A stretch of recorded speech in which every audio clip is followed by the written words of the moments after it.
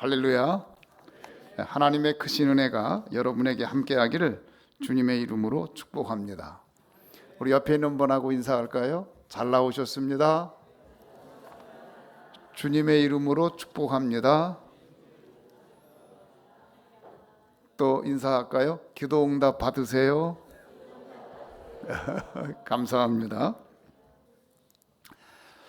오늘 저녁에 나오신 분들 말씀을 듣고 큰 은혜 받고 하나님께 영광 돌리기를 주님의 이름으로 축복합니다.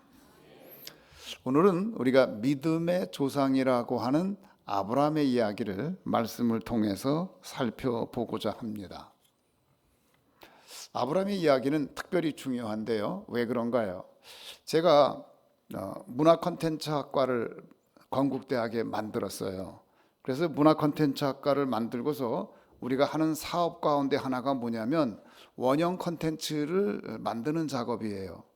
이 원형 콘텐츠, 인류의 원형 콘텐츠를 우리가 만들게 되면 그 원형 콘텐츠에서 수많은 작품들이 나와요.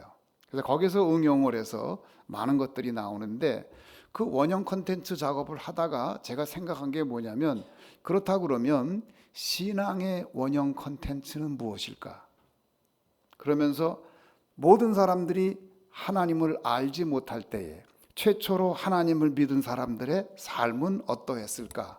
그것이 신앙의 원형 콘텐츠가 아니겠는가? 그렇다고 그러면 아브라함의 이야기, 이삭의 이야기, 야곱의 이야기, 요셉의 이야기가 원형 콘텐츠다. 모세의 이야기가 원형 콘텐츠다. 그래서 신앙의 원형을 보려면 아브라함의 이야기, 이삭의 이야기를 우리가 알아야 되겠다.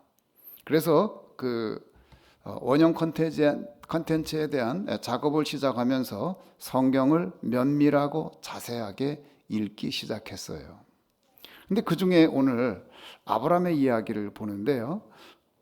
처음에 사람들이 하나님을 모를 때에 아무도 하나님을 모를 때에 하나님이 아브라함을 불렀어요. 그게 오리지널 신앙인이에요. 그 처음에 하나님 앞에 부름받은 사람 어떻게 부름받았는지 궁금하지 않아요? 이게 오리지널인데. 근데 부를 때에 하나님께서 그랬어요. 아브라함아,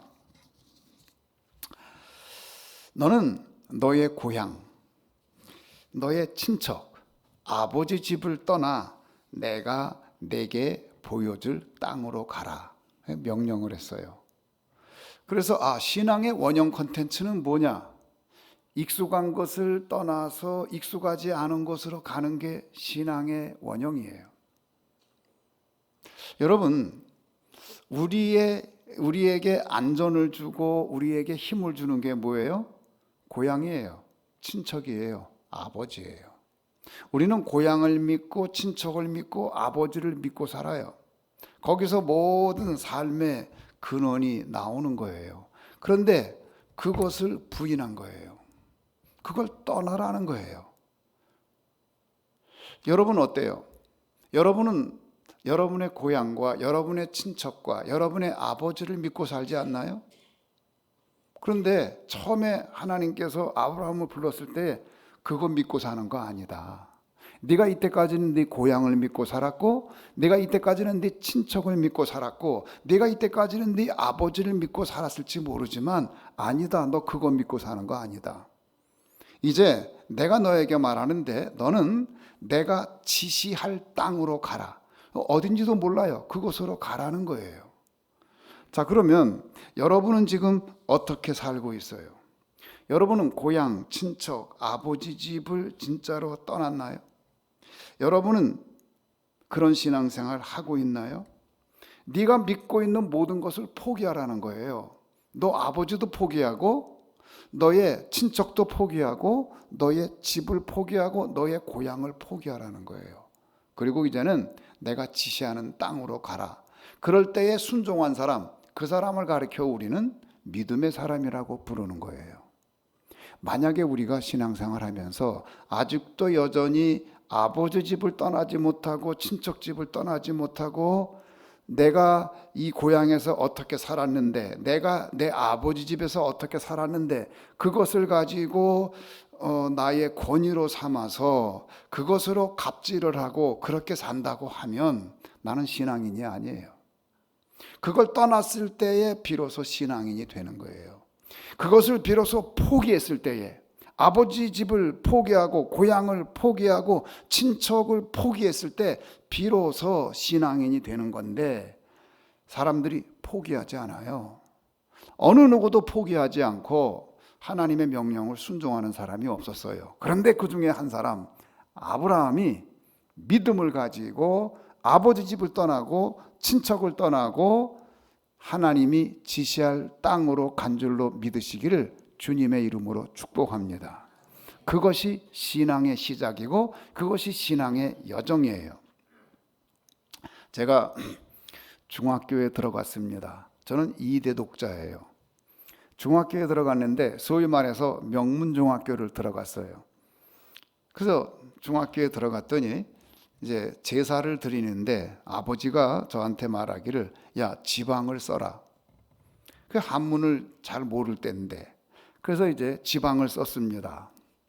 학생부군, 한문으로 쓰는 거예요. 학생부군 경주 최씨 신위, 이걸 한문으로 쓴 다음에 제상에 올려놓고 이제 절을 하는데 아버지 입이 귀에 걸렸어요. 야, 이거 아들로만 키워놨더니 이제 중학교 들어가더니 이야 삐뚤빼뚤하지만 한문으로 이렇게 지방을 써서 올리는구나. 그 아버님이 그렇게 좋아하는 거예요. 그러면서 이제 제사를 드리는데 해마다 제사를 드렸거든요. 우리 집은 예수 믿는 사람이 하나도 없고 친척 중에도 예수 믿는 사람이 하나도 없었어요. 그러다가 고등학교 1학년 때 제 친구 영식이가 저를 전도했어요. 그래가지고 그 친구를 따라서 교회를 갔는데, 그 친구는 저를 교회로 전도하긴 했지만 신앙이 깊은 사람은 아니었어요. 근데 저는 교회 나가면서부터 여하튼 성경 공부를 열심히 하고 새벽 예배를 나갔어요. 그러다가 보니까 제사 드릴 때에 절을 할 수가 없는 거예요. 더 이상 지방을 쓸 수가 없는 거예요. 그래서 이제 고등학교 2학년 때인데 제사를 드릴 때에 제가 지방 쓰는 거를 포기하고 제사상 앞에 절하는 것을 포기하고 그 앞에 무릎 꿇고 앉아서 기도를 하는데 아버지가 꼭지가 돌아갔어요. 이놈이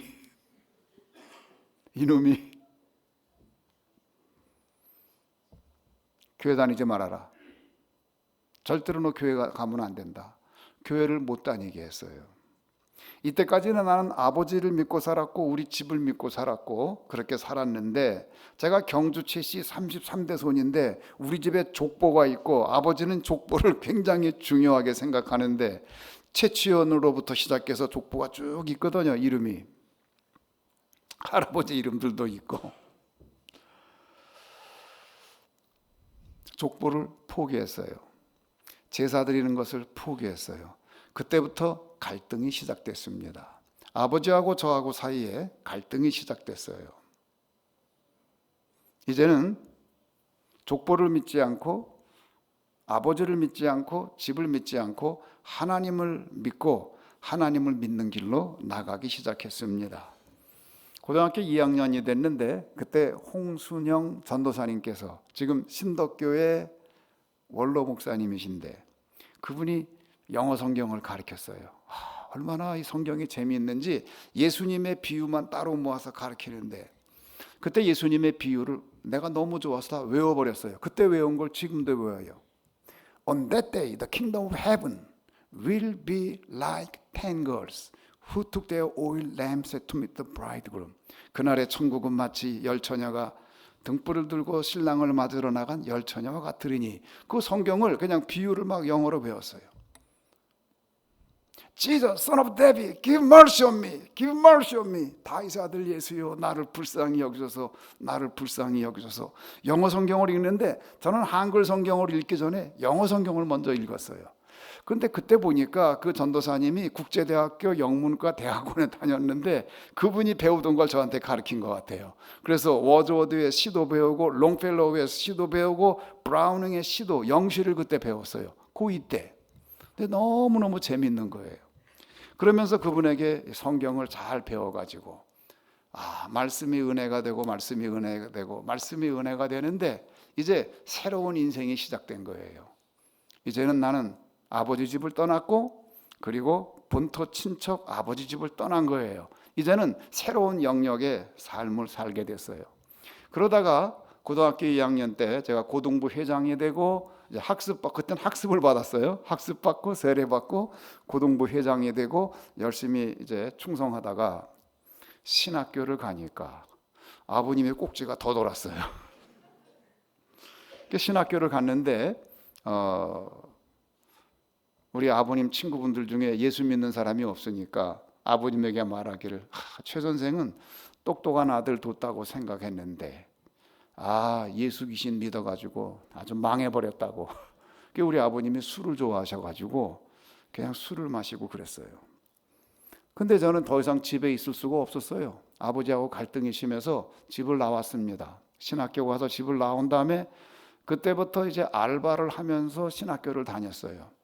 첫 번 등록금은 내가 낼 길이 없어서 어머님이 첫 번 등록금을 내줬고 그 이후에 신학대학, 대학원, 이스라엘 유학, 미국 유학 그 긴 세월의 유학 기간 동안 집에서 돈 대준 게 아무것도 없어요. 저 혼자서 알바하고 일하고 일해서 그렇게 공부를 했는데요. 신앙이라는 것이 뭐냐? 아버지를 떠나고 본토 친척 아버지 집을 떠나서 하나님이 지시할 땅으로 가는 게 그게 신앙이에요. 저는 그래서 아브라함이 경험한 것을 제 삶 가운데 그대로 경험을 했어요. 미지의 세계로 가는 거예요. 신학교 졸업하는 날 저는 아버님이 오실 줄은 꿈에도 생각하지 못했어요. 근데 졸업식장에 아버님이 오셨더라고요. 깜짝 놀랐어요. 아버님이 오셔가지고. 그러더니 이제 졸업식 끝났는데 아버지가 저한테 그래요. 야, 이제 졸업했는데 이제 취직하면 월급은 얼마냐? 취직하면 월급은 얼마냐? 그러시더라고요.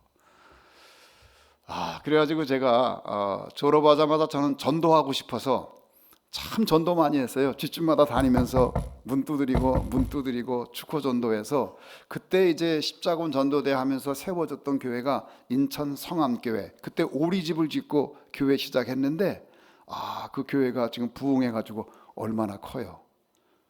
그때는 비닐하우스에서 시작했는데 지금 엄청 큰 교회가 됐잖아요. 그 다음에 인천 성남교회. 지금 우리 교단에서 제일 좋은 올겐이 설치되어 있는 교회가 인천 성남교회잖아요. 굉장히 큰 교회로 부흥했잖아요. 그 다음에 여기 초천중앙교회, 그 다음에 울산의 언양교회, 양양교회, 그 다음에 저기 그 신안의 자은도의 자은동부교회. 그런 교회들이 그때는 이제 처음 개척을 한 거예요. 그런 데 가서 전도하고 전도해서 교회가 세워지는데 여러분 그렇게 전도하고 교회가 세워지면 교회가 잘하고 잘하는데 하나님의 은혜인 줄 믿으시기를 주의 이름으로 축복합니다. 그때 아무것도 모르는 사람이 그냥 진짜 본토 친척 아버지 집을 떠나가지고 주님이 지시하는 땅으로 간 거예요. 그래서 신학대학을 가고 그리고 이스라엘 유학을 가고 또 미국 유학을 가고 건국대학 교수가 되고 교수하다가 조치원에 와서 목회를 하고 그 모든 신앙 여정은 지시하는 땅으로 간 거예요. 그 신앙의 본질, 신앙이 무엇인가, 신앙의 원형 컨텐츠를 아브라함에게서 보여주는 거예요.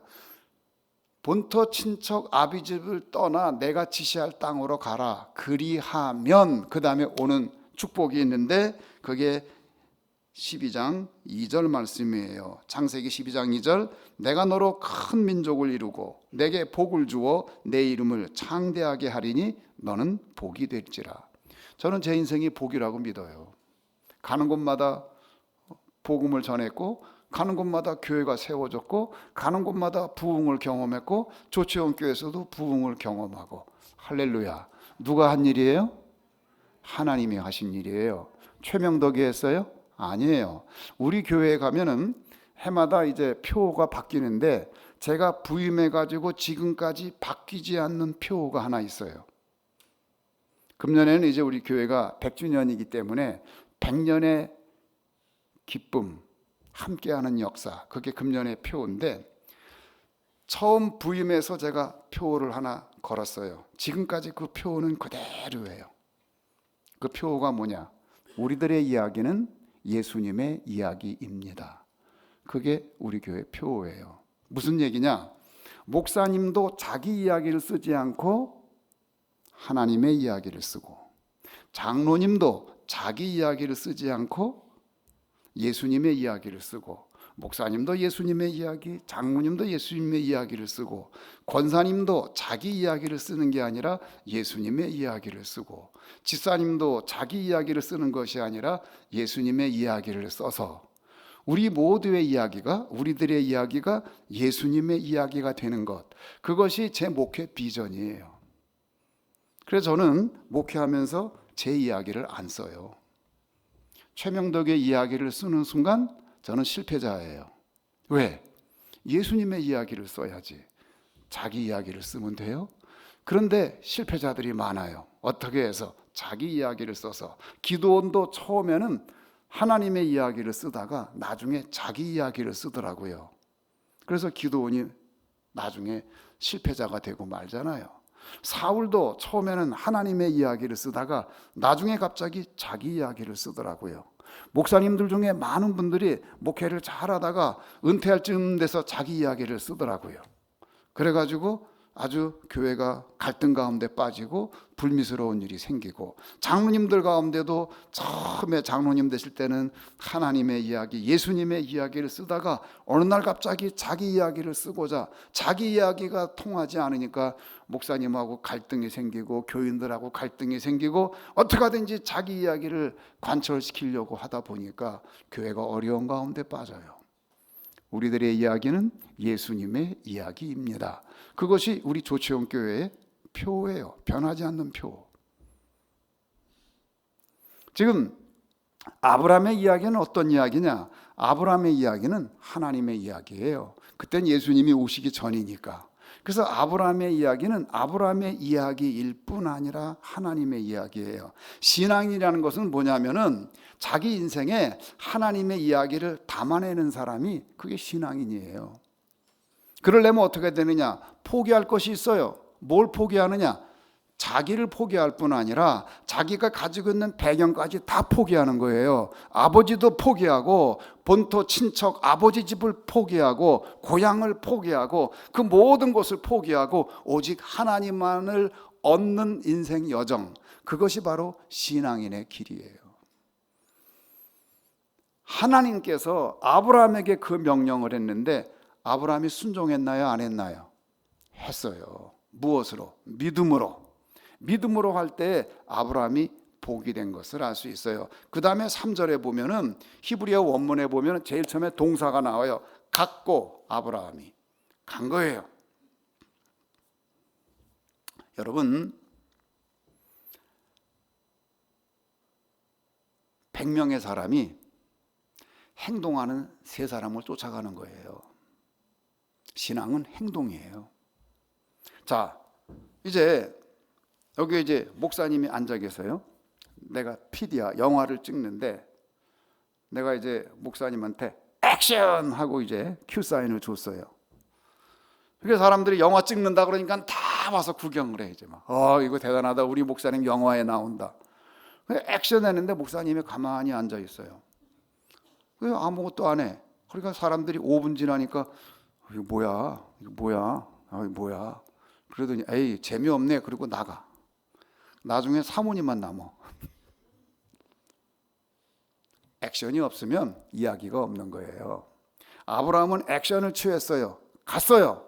내가 지시할 땅으로 가라 그럴 때 아브라함이 간 거예요. 무엇으로 갔어요? 믿음으로 간 거예요.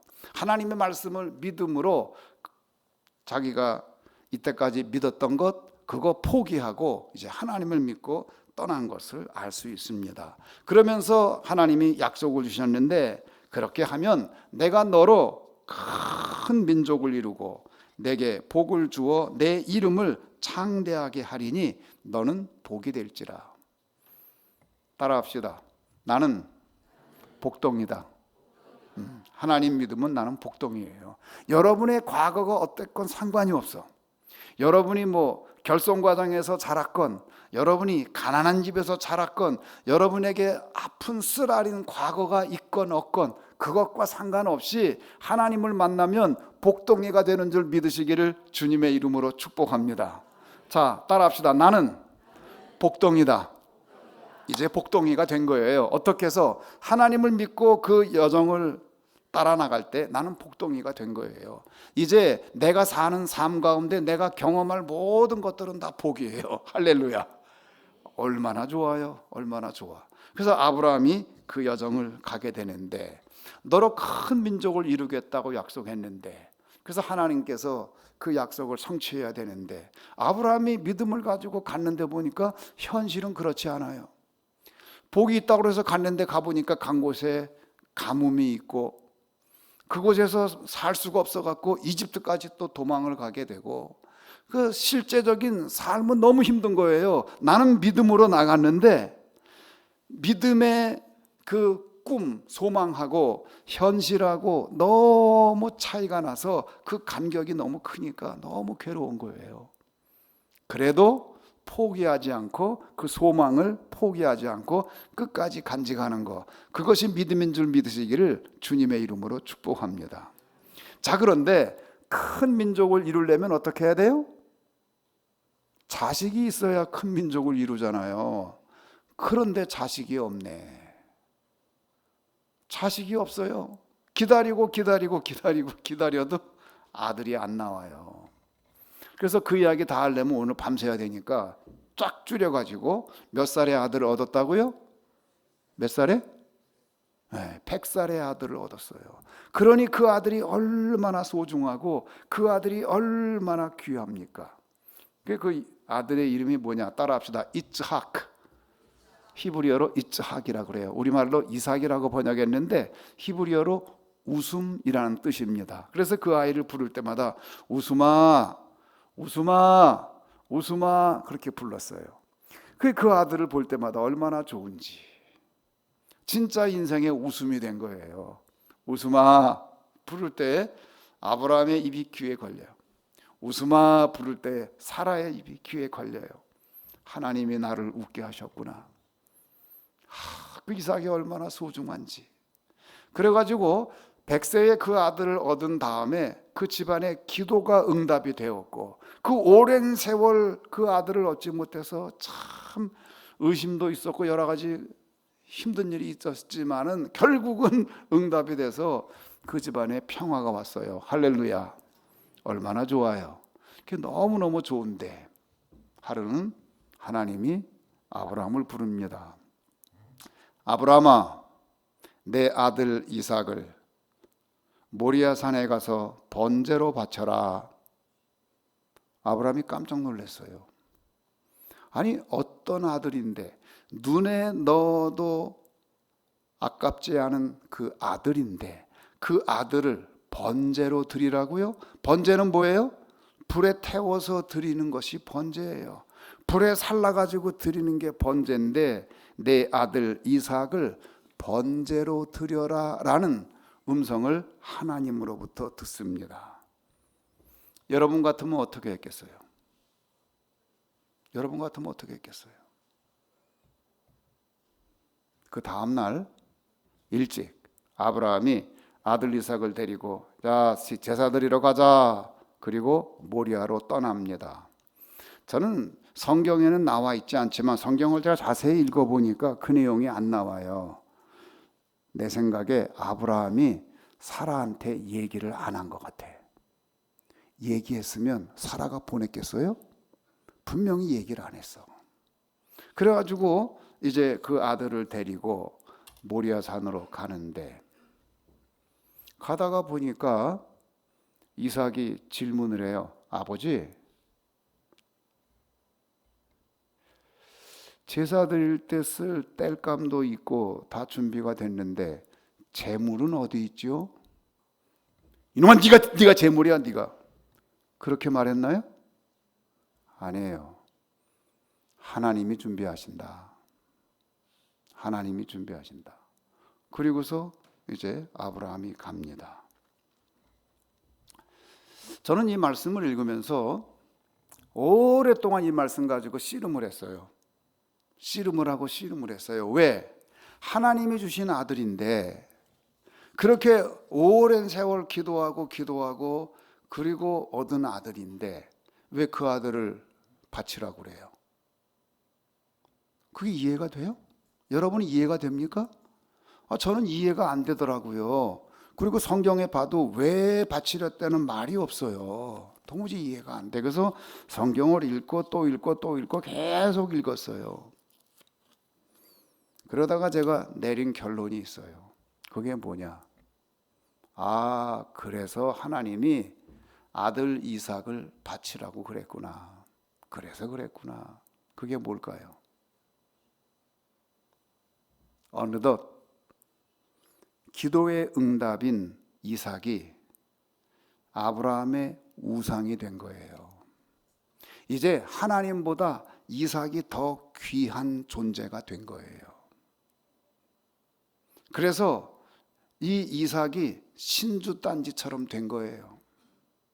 하나님께서 그것을 위험하게 본 거예요. 네가 나 하나님보다 네 아들 이삭을 더 소중하게 여겨? 아브라함아, 네 아들 이삭을 모리아 산에 가서 번제로 드려라. 여러분, 믿음이 없는 사람이라 그러면 그날로 하나님 떠납니다. 어떤 아들인데 그 아들을 바치라 그래요.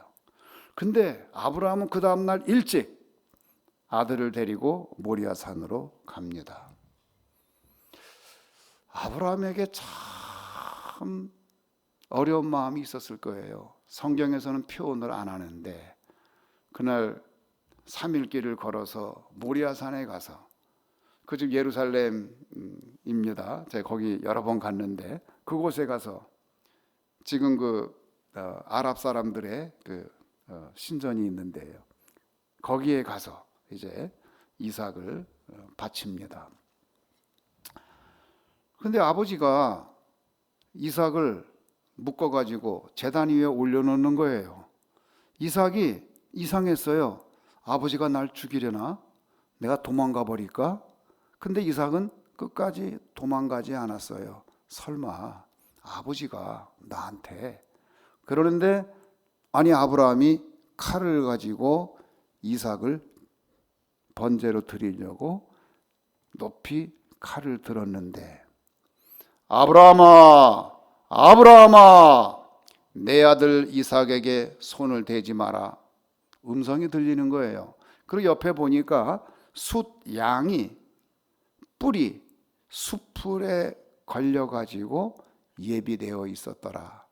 그래서 하나님이 여기서 제물을 예비했구나 하고 이삭을 내려놓고 그 숫 양을 제물로 드려서 그곳의 이름을 따라합시다. 여호와 이레라 하였더라. 하나님이 미리 준비했다는 뜻도 되고 또 우리가 히브리어를 공부해 보면 라 동사인데 하나님이 미리 보셨다라는 뜻도 있어요. 하나님이 미리 다 보고 있는 거예요. 그것은 무슨 얘기냐면 하나님의 계획 가운데 다 있는 거예요. 이렇게 해서 이제 그 아들 이삭을 하나님 앞에 드렸을 때에 하나님께서 아브라함에게 말합니다. 이제 내가 진정한 믿음 가진 걸 내가 알겠다. 인정을 했어요. 이러한 그 아브라함의 그 믿음을 하나님께서 의로 여기시고 아브라함이 복을 받는데 그 일로 인하여 아브라함은 믿음의 조상이 된 줄로 믿으시기를 주님의 이름으로 축복합니다. 여러분 가장 소중한 거 드릴 수 있어요? 제일 어려운 것 중에 하나가 자식이에요. 여러분 자식 하나님께 드릴 수 있어요? 못 드려요.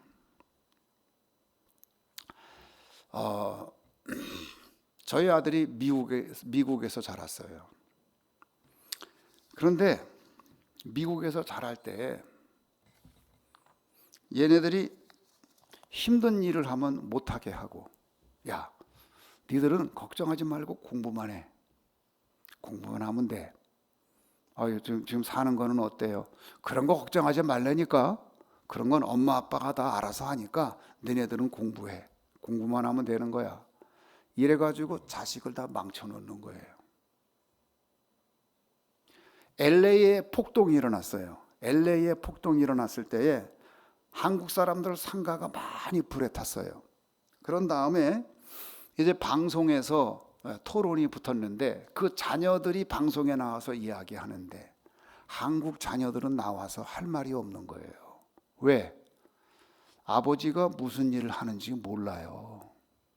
어머니가 어떻게 고생했는지도 몰라. 왜? 아버지 엄마가 야, 걱정하지 마. 너는 공부만 하면 돼. 아빠 하나 걱정하지 마. 그러면서 엄마는 죽을 고생을 다 해.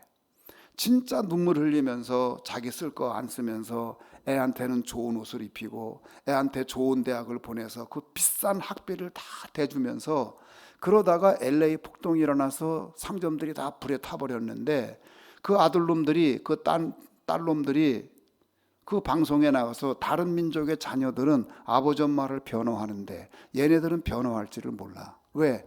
아버지의 수고와 땀에 대해서 아는 게 없어. 어머니의 눈물에 대해서 아는 게 없어. 왜요? 어머니가 애가 상처받을까 봐 눈물 흘리는 모습을 안 보여줬고 아버지가 애가 혹시 의기소침할까 봐 지가 제대로 못 입는 거 그리고 잘 못 먹는 거 보여주지 않았고 그런 거 안 보여주고 애 기죽지 않게 하려고 학교 가는 차는 좋은 차를 타고서 가고 지가 타고 다니는 차는 형편없는 차를 타고 다니고 애들도 모를 정도로 그렇게 살았기 때문에 애들이 우상이 되면 애들 다 망치는 거예요. 그래서 아이를 옹냐옹냐 하면서 키우든지 아니면 둘 중에 하나야. 타이거맘이 돼가지고 어떻게 되느냐, 호랑이가 돼가지고 너 이놈의 새끼 이렇게 안 해? 너 이렇게 해야 되는 거야.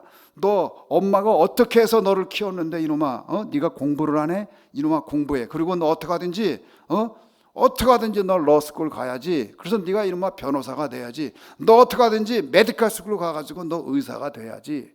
그래가지고 애들을 강요해가지고 그렇게 해서 의사 된 놈이, 그렇게 해서 변호사가 된 놈이 효도하는 줄 알아요?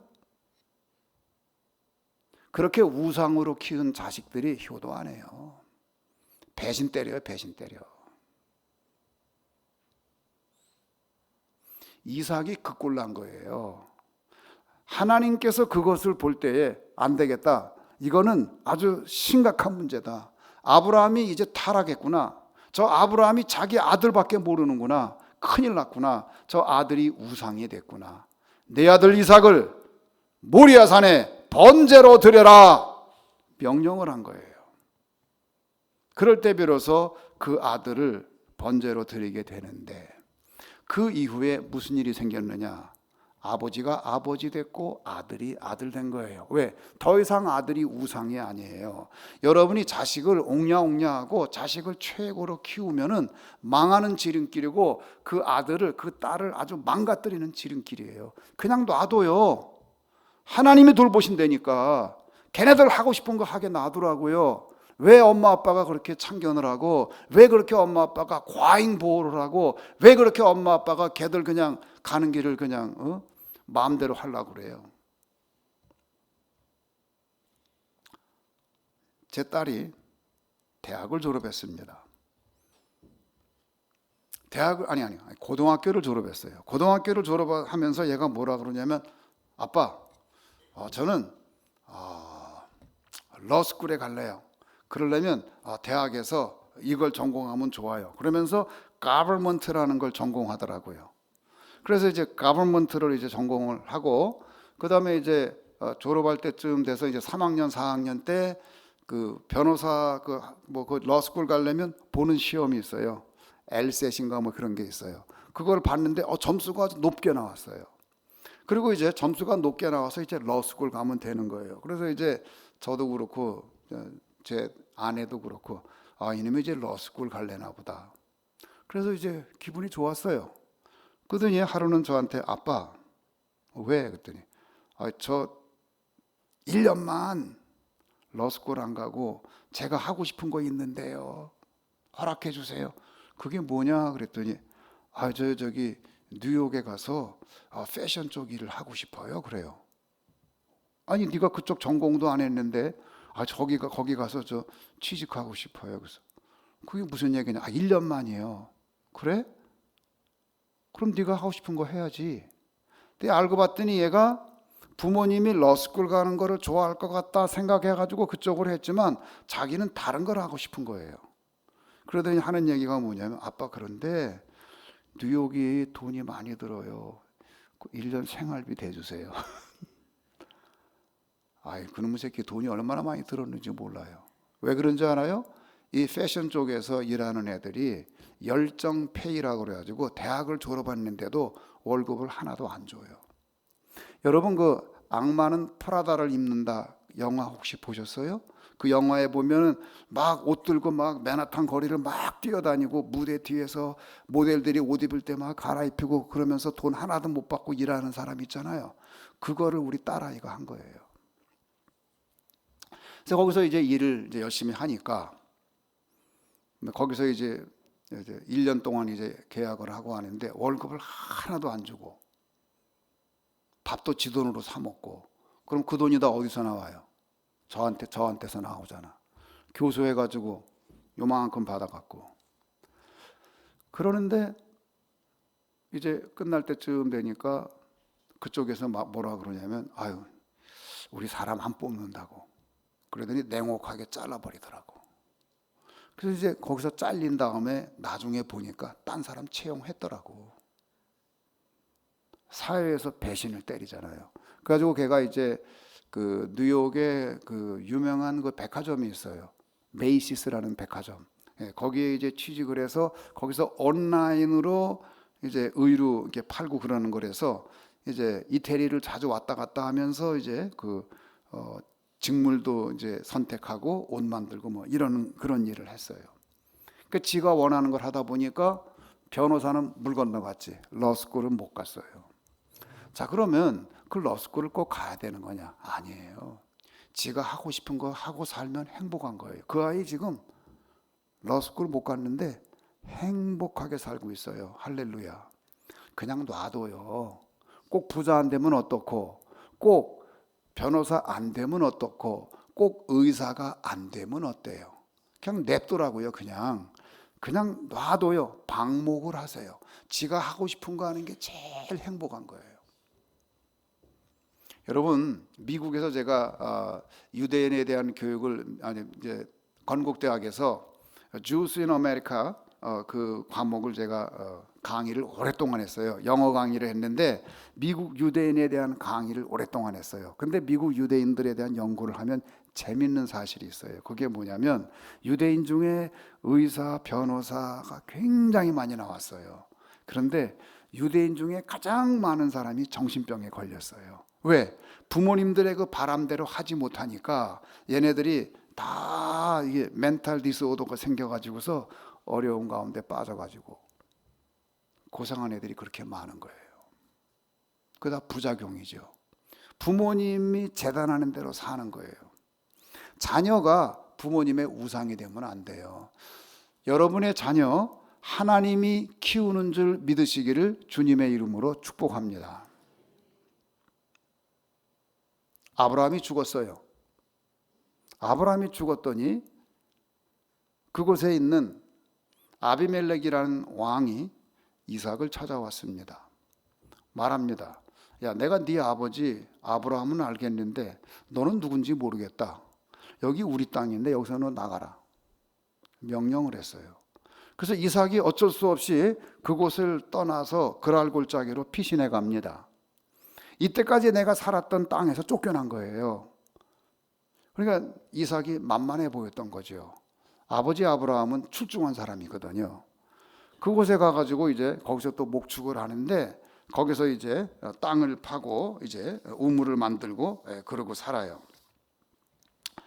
그러는데 그쪽 그 아비멜렉의 블레셋 사람들 그 목자들이 와서 이삭의 목자들에게 시비를 걸어요. 그러더니 여기 우리 땅이야, 나가, 그러는 거예요. 여기서 쫓겨와 가지고 지금 여기에 새롭게 이제 우물을 파고 다시 이제 목축업을 하는데 나가라는 거예요. 근데 이삭이 거기서 어떻게 했느냐? 그냥 그곳을 떠나요. 그러면서 그곳의 이름을 에색이라고 하였더라. 에색이라는 말은 다툼이라는 뜻입니다. 따라합시다. 다툼. 거기서 다툰 거예요. 그런데 이삭이 그렇게 다툼이라고 이름을 지었을 때에 왜 그랬을까? 이삭은 속으로 생각했을 거예요. 내가 거기서 다퉈야 됐는데 다투지 못했어. 이삭은 내향적인 사람이에요. 아브라함은 외향적인 사람이고, 이삭은 내향적인 사람이라 다른 사람하고 갈등 관계에 있는 것을 견디지를 못해. 그래서 다른 사람하고 싸움을 항상 피해요. 그래서 이제 그곳을 떠나면서 에색이라고 이름을 지었는데 속으로 그런 생각했을 거예요. 내가 거기서 다퉈야 되는데 다투지 못했구나. 그러니까 이삭은 이름이 뭐라고요? 이름의 뜻이 웃음. 웃으면서 그 자리를 떠났어요. 제가 CBMC에서 오랫동안 이제 강의를 했는데 제가 그 서울에서 새서울 CBMC 할 때에 거기 이제 엠베서더 호텔인가요? 거기서 이제 모였는데 MB가 대통령 되기 전에 거기 나왔어요. 그냥 오래전 얘기죠. 그때부터 제가 거기서 CBMC 강사로 말씀을 전하곤 했어요. 그런데 그 CBMC에서 성공한 기업인들의 특징, 그게 뭐냐? 잘 웃어요. 잘 웃어. 한결같이 잘 웃어요. 그런데 따라합시다. 웃는 게 아니다. 웃는 게 아니에요. 왜? 기업하는 사람이 웃지 않고 화나 있으면 사람들이 생각해요. 저 기업이 지금 잘 안 되나 보다. 자금 사정이 안 좋은가 보다. 그래서 그 기업에는 돈을 안 빌려줘요. 그러니까 아무리 자금 사정이 힘들어도 웃어야 돼. 근데 웃는 게 아니에요. 이삭은 웃었어요. 그 이름대로. 성경에 나오는 이름에는 그 사람의 인생이 담겨 있어요. 이삭은 웃는 사람이에요. 그래서 그것을 떠나가지고 이제 다시 또 우물을 팠어요. 이상하게 이삭이 가는 곳에 우물이 나와요. 그 우물 하나 파는 게 쉽지 않거든요. 이스라엘에 물이 없어요. 근데 우물이 생긴 거예요. 그 우물이 생겨가지고 거기서 또 목축을 해요.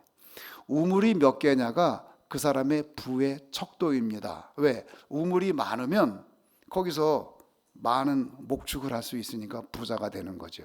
그래서 거기서 또 이제 우물을 파고 목축을 하는데, 이 사람들이, 블레셋 사람들이 또 오더니, 너 여기서 또 하고 있어? 여기 나가. 여기도 우리 땅이야.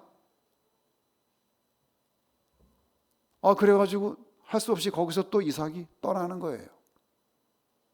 그래서 그곳의 이름을 신나라고 하였더라. 신나라는 말은 뭐냐면 히브리어로 대적이라는 뜻이에요.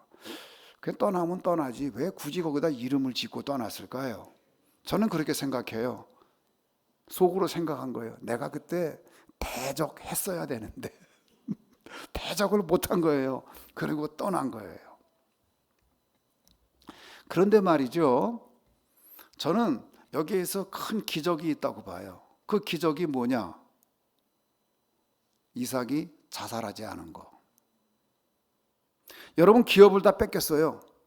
또 딴 데 가는데 또 기업을 또 뺏겼어. 딴 데 가는데 또 뺏겼어. 그러면 내일 동아일보에 나올 거예요. 경향신문에 나올 거라고. 이삭 목매달아 죽다.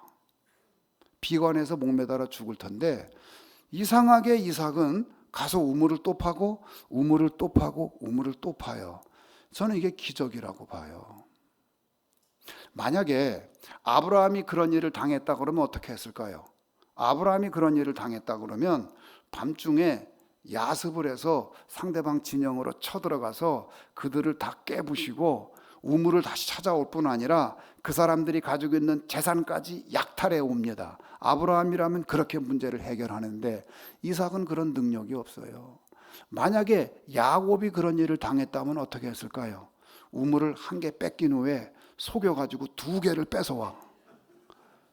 야곱이라면 그렇게 했을 거예요. 그런데 이삭은 그런 재능이 없어요. 그 이삭은 싸우는 걸 싫어하고 그런 사람이기 때문에 피하는데 그 다음에 또 딴 데 가가지고 우물을 파요. 우물을 팠는데 거기까지는 오지 않았어요. 그곳에 와서는 시비를 걸지 않아서 그곳의 이름을 르호봇이라고 하였더라. 따라합시다. 르호봇. 르호봇이라는 말은 넓다는 뜻이에요. 히브리어로 르호브 그러면 신장로, 대로를 르호브라고 그래요. 그래서 우리가 예루살렘에 가면 르호브 야포가 있어요. 그러면 그게 자파 스트릿이에요. 요바길. 예루살렘에서 제일 큰 길이에요. 그 길 이름이 르호브 야포. 큰 길 앞에는 르호브가 붙어요. 여기는 르호봇, 넓은 곳. 그곳에서 이제 이삭이 살게 됩니다. 나중에 이삭이 어디로 갔느냐? 부엘세바로 갑니다. 따라합시다. 부엘쉐바. 자, 부엘 그러면 히브리어로 우물이에요. 쉐바 그러면 아카타 슈타임 샬롯 아르바 하메시 쉐바, 일곱을 쉐바라 그래요. 그러면 부엘 쉐바니까 우물이 몇 개예요? 7개의 우물이란 뜻이에요. 그곳에 우물이 많다는 거예요. 7은 7개일 뿐 아니라 많다는 뜻, 완전한 뜻도 있어요. 그래서 그 부에르쉐바라는 도시가 지금도 이스라엘에 있는데 거기에 우물이 많이 있는데 거기 주인이 된 거예요. 거기서 이삭이 큰 거부가 된 줄로 믿으시기를 주님의 이름으로 축복합니다. 다른 건 몰라도 우물에 대해서는 이삭이 우물 박사예요. 아브라함도 이삭보다는 우물에 대해서는 몰라요. 야곱도 이삭보다는 우물에 대해서는 몰라요. 우물 전문가, 그건 누구냐? 이삭이 우물 전문가예요. 그래가지고 부에르세바를 차지하고 살게 되는 것을 보는데 저는 그 말씀을 읽으면서 곰곰이 묵상을 해봤어요. 그러면 무엇 때문에 이삭은 그렇게 우물을 뺏기고 그렇게 박탈을 당했을 때에 자살하지 않고 화내지 않고 가서 또 우물을 팔 수 있었을까? 또 가서 우물을 어떻게 팔 수 있었을까? 그건 아브라함도 못하고 야곱도 못하는 일인데 어떻게 그랬을까? 그러다가 여호와 일의 사건이 생각이 났어요. 그래서 그랬구나.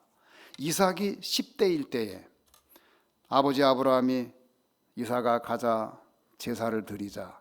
그러면서 그때에 아버지가 말하기를 내가 묻기를 아버지 재물은 어디 있나요? 하나님이 준비했다.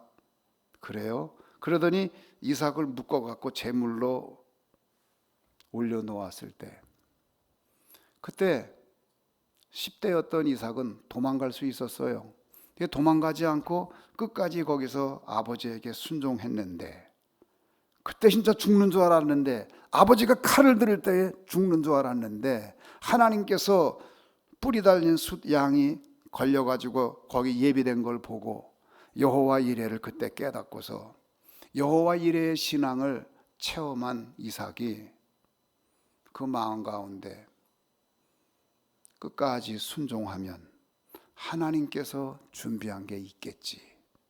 여호와 이레가 있겠지.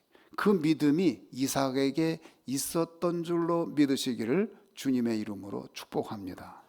그러니까 이삭에게 그 믿음이 있었던 거예요. 그래서 우물을 뺏긴 다음에도 아니야. 하나님이 좋은 결말을 주실 거야. 그때도 내가 죽는 줄 알았는데 안 죽었잖아.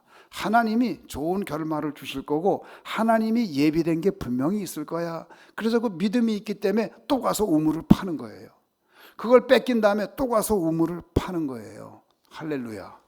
그것이 이삭의 신앙이었던 것을 우리는 알 수 있습니다.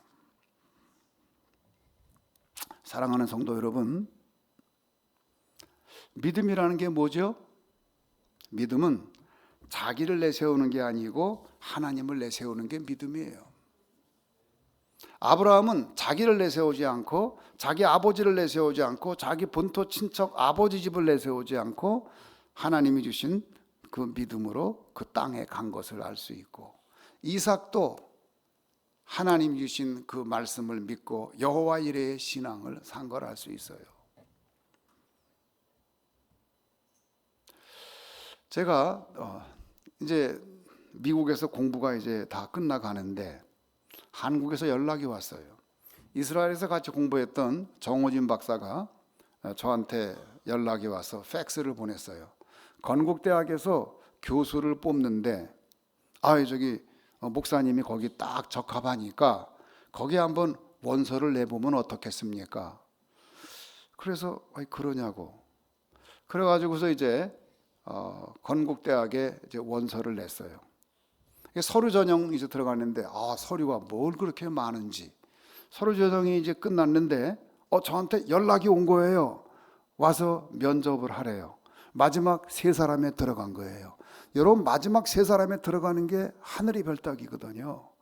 그래가지고 이제 내가 마지막 세 사람에 들어갔다고 놀래가지고 좋아가지고 막 자는데 잠도 안 와요. 막 그래가지고 이제 한국에 와서 면접을 봐야 되는데 비행기표 살 돈이 없는 거예요.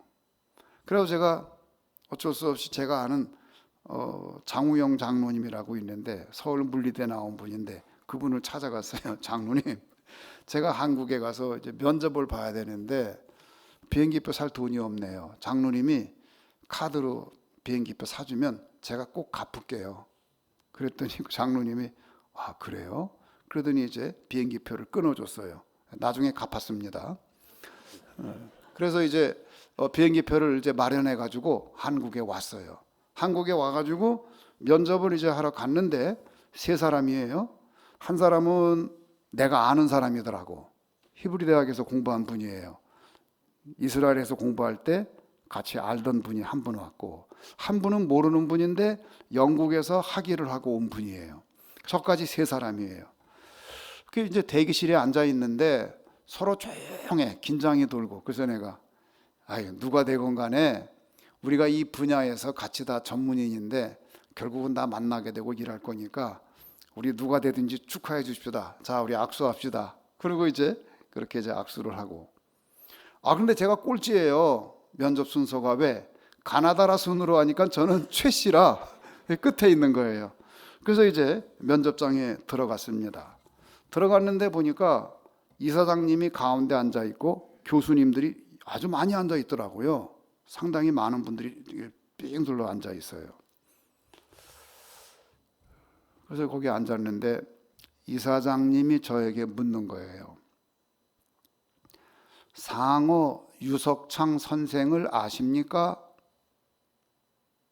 여러분 누군지 알아요? 아는 사람 없죠? 나도 모르지. 그래서 내가 모르는 분이라 저 모릅니다 그랬더니 그분이 조금 화가 나 있더라고. 아니, 지금 건국대학에 오신 거 맞지요? 그래서 네 그랬더니 그런데 건국대학을 설립한 분이 누군지 몰라요? 그분의 아버님이에요. 그래서 속으로 이거 틀렸구나.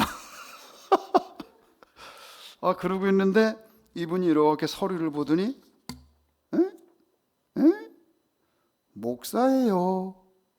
그분이 교회 안 다니는 분이거든요. 목사예요. 네 그랬더니 그래요. 그러면 기독교에 대해서 비판해 보세요. 그래요. 기독교에 대해 비판하래요.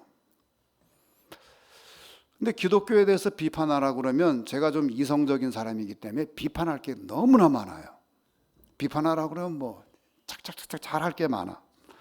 그런데 순간 내가 교수가 되려고 여기 예수 안 믿는 사람도 많을 거고 여기 또 타종교 신자도 있고 그럴 텐데 여기서 예수님을 자랑하면 자랑하지 기독교를 자랑하면 자랑하지 내가 기독교를 비판한다? 이건 분명히 주님이 원하는 일이 아니다. 그런 지혜를 주시더라고요, 저한테. 그래서 제가 뭐라고 대답했냐면 비판할 건 없습니다. 그러나 제가 자랑할 게 많습니다. 그래요? 자랑해 보세요. 그래서 제가 이제 자랑을 했죠. 그래서 이제 만국 평화 회담을 할 때에 이제 고종이 밀사를 파견했을 때에 이제 그 밀사를 데려다 놓고 이제 그 전덕기 목사님이 축복 기도를 해주고서 그 밀사 파견 나간 이야기부터 시작해서 그랬더니 그래요, 그런 일이 있었어요. 그 다음에 이제 주시경 선생이 상동교회 지하에서 한글 운동을 하고 한글 성경이 전국에 보급되면서 한글이 우리나라에 보급된 이야기, 그런 이야기를 하고, 그 다음에 이제 병원들이 세워지면서 우리나라에 의료 발전이 오고 또 여자 학교들이 세워지면서 여건이 신장되고 그런 이야기들을 했어요. 그랬더니 그분이 말하기를 그래요, 그런 일이 있었어요. 이제 그리고 이제 인터뷰가 조금 길어져서 마치고서 이제 끝나고, 그때 우리 어머님이 인천 연수동에 살아서 연수동에 가 있는데 연락이 안 오는 거예요. 몇 날을 기다려 연락이 안 와요. 그래서 이제 교무처에 전화를 해봤어요. 그랬더니 거기서도 모른대. 에휴, 뭐 내가 학교 설립자 이름도 몰랐는데 안 됐겠다. 그래서 이제 언제까지 기다려, 그냥 미국에 할 일도 많은데 가야지. 그리고 비행기를 타고, 그때는 달라스 직항이 없어갖고 LA에서 내려서 비행기를 갈아타고 가야 돼요. LA에 내려가지고 이제 집에 전화를 했어요. 나 이제 비행기 갈아탈 거라고. 그랬더니 제 아내가 말하기를 학교에서 연락이 왔는데요, 와서 신체 검사 받으래요, 그러는 거예요. 신체 검사 받으러 한국을 또 어떻게 가요? 지난번 비행기표도 꼬서 왔는데, 외상으로 왔는데. 그래가지고 학교에 전화를 걸었어요. 저 신체 검사 나중에 받으면 안 되나요? 안 된대. 당신 같은 사람 처음 본대. 그 민중병원에 와서, 그때 당시 민중병원이에요. 그래가지고 다시 또 얘기해서 그러면 일단 어떠한 것만 신체 검사를 미국에서 받고 그것만 보내달래. 그 다음에 나머지는 한국 가서 받으래요. 비행기표 하나 건졌잖아요. 그리고 한 번에 이사를 가야지 또 왔다 가고 또 왔다 가고 하면 가난한 유학생이 어디 돈이 있어요. 그리고 이제 건국대학 교수가 됐는데, 교수가 되고 나서 몇 달이 지났는데 이제 학장실에 갔더니 학장님이 최 교수님, 그래서 예, 그랬더니 최 교수님 어떻게 해서 교수 된 줄 아세요? 무슨 그런 질문이 있어요. 이상한 질문이잖아요. 내가 어떻게 해서 교수가 돼요? 다 이렇게 어플라이 해서 면접 보고 합격해서 된 거지. 그 이상해서 네, 그랬더니 그때 면접 볼 때 말이에요. 그래서 네, 그랬더니 최 교수님 그 면접 끝난 다음에 이사장님이 그럽디다. 저 사람은 우리 학교 오면 우리 학교 욕할 사람은 아닙니다, 그러더래요. 그래서 저를 뽑았대요. 거기 다른 두 분도 다 훌륭한 분이에요. 그 다른 분 한 분은 그 다음에 연세대학 교수가 됐고, 또 다른 분은 한 분은 한국 성서대학 교수가 됐어요. 다 훌륭한 분들인데 저를 건국대학 교수로 뽑은 이유가 뭐예요? 기독교를 자랑했기 때문에. 그래서 이사장님이 볼 때에 저 사람이 건국대학 구성원이 되면은 적어도 학교 욕할 사람은 아니다. 종교가 없는 사람인데 그렇게 생각한 거예요. 근데 그분이 그 후에 어떠한 문제로 감옥에 들어가게 됐어요. 그분을 제가 전도했습니다. 하용조 목사님 모시고 가서 세례를 받았습니다. 옥중 세례를 받았고, 그분을 전도해서 그분이 제가 다니던 강변교회에 출석을 했습니다. 할렐루야. 그 이사장님을 제가 이제 전도하고, 그 딸이 또 서강대학 나온 딸이 있는데 딸이 아주 신앙이 좋아요. 그 딸도 이제 우리 강변교회에 나오고, 그래서 그 이사장님을 제가 전도를 했어요. 할렐루야. 우리가 그 사람의 캐릭터는 언제 드러나느냐? 인생이 위기에 처했을 때에 그 사람의 캐릭터가 드러나는 거예요. 인생의 위기에 처했을 때에 그 사람이 어떤 행동을 하느냐가 곧 그 사람이에요. 아브라함도 그랬고 이삭도 그랬고 야곱도 그랬고 인생의 위기 때에 그들의 캐릭터가 드러난 것을 우리는 알 수 있습니다. 아브라함의 캐릭터가 극적으로 드러난 때는 언제냐? 내 아들 이삭을 바쳐라 그럴 때에 이삭을 데리고 가서 믿음으로 그 아들을 바칠 때에 아브라함은 믿음이 있었어요. 어떤 믿음? 자기 아들을 죽음의 자리에 내어놓을 정도의 믿음이 있었어요. 하나님께서 어떻게 하실 거다라는 믿음이 있었던 거예요. 하나님이 준비하신다. 그의 신앙 고백 그대로, 그의 믿음 그대로 하나님께서 여호와 이레로 재물을 준비해 놓은 줄 믿으시기를 주님의 이름으로 축복합니다. 그래서 아브라함이 믿음의 조상이 된 거예요. 아브라함의 죄는 어떤 것이었느냐? 하나님의 은혜를 많이 받았는데 하나님의 응답을 받은 후에 그 아들을 너무 소중하게 여겨서 하나님보다도 더 귀하게 여긴 거, 이게 아브라함의 죄예요. 그래서 하나님은 불갑을 어쩔 수 없이 내 아들 이삭을 모리아산에 바치라고 명령을 할 수밖에 없었던 거예요. 여러분, 때때로 하나님이 여러분에게 있어서 가장 소중한 걸 바치라고 그러고 여러분에게 있어서 가장 소중한 걸 뺏어갈 때가 있어요. 그렇다고 그러면 이유가 있는 줄 믿으시기를 주님의 이름으로 축복합니다. 나에게 가장 소중한 것을 뺏어갈 때는 이유가 있는 거예요. 나에게 가장 소중한 것을 바치라고 그럴 때는 이유가 있는 거예요. 내가 하나님보다 그것이 자식이건 그것이 비즈니스이건 그걸 더 소중하게 여겼기 때문에, 바로 그 이유 때문에 하나님께서 그 뺏어가든지 바치라고 하는 거예요. 그때에 포기하지 않고 바치는 사람, 그때 왜 하나님이 뺏어갔는지 알고 하나님 앞에 회개하고 하나님 앞에 서는 사람, 그 사람이 믿음의 사람인 줄 믿으시기를 주님의 이름으로 축복합니다. 그래서 아브라함은 믿음의 조상이 되었습니다. 사랑하는 성도 여러분, 하나님이 뺏어갈 때는 하나님은 이미 준비가 되어 있어요. 무슨 준비? 따라합시다. 여호와 이레. 네. 하나님이 내 거 뺏어가더니 더 좋은 게 준비되어 있구나. 그래서 더 좋은 걸 준비했기 때문에 결국은 아브라함은 아들 교육에 성공한 거예요. 어떻게 함으로? 그 아들을 우상으로 여기지 않고 바칠 수 있었을 때에 비로소 아버지가 아버지 되고 아들이 아들이 됐어요. 그래서 이제 정상적인 관계가 된 거예요. 아들을 신주단지 모시듯이 모시지 않았고 하나님을 위하여서는 아들도 바칠 수 있다는 신앙을 그 아들에게 배워준 거예요. 그걸 가르쳐 준 거예요. 그럴 때에 이삭도 믿음이 생겨서 그 인생에 위기가 왔을 때에 믿음으로 그 어려움을 다 이겨낸 것을 우리는 성경을 통해서 확인하게 됩니다. 사랑하는 성도 여러분, 여러분에게 하나님보다 소중한 게 혹시 있나요? 그렇다 그러면 그거 내려놓고 회개하는 성도가 되기를 주님의 이름으로 축복합니다. 그래서 하나님이 여러분을 위하여 준비해 놓은 모든 축복을 여러분의 것으로 소유하기를 주님의 이름으로 축복합니다.